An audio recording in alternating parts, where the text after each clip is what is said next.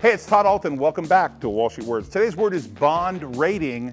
Now, this is actually the rating of individual bonds.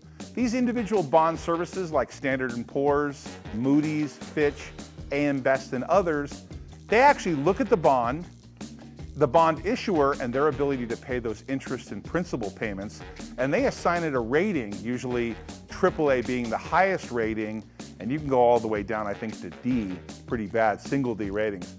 Now, junk bonds are the same thing. They get ratings of triple B, triple B plus, double B, double A, single A. These ratings are used by institutions to determine whether they'll invest in them or not. Some pension plans cannot invest in anything below single A credit. So things like IBM, General Motors, etc., they all have a bond rating. The rating services are paid to rate them and value them. And they look at them on a quarterly basis, monitoring them to make sure the public knows what they think those bonds are rated.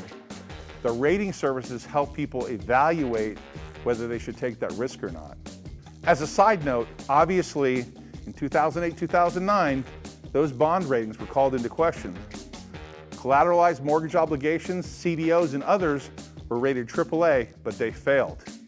Those rating services have had to revamp and have heavy government scrutiny now. The rating services have changed a lot since 2009. Today's word is bond rating. Hey, thanks for watching Wall Street Words. Please subscribe and hit that bell below.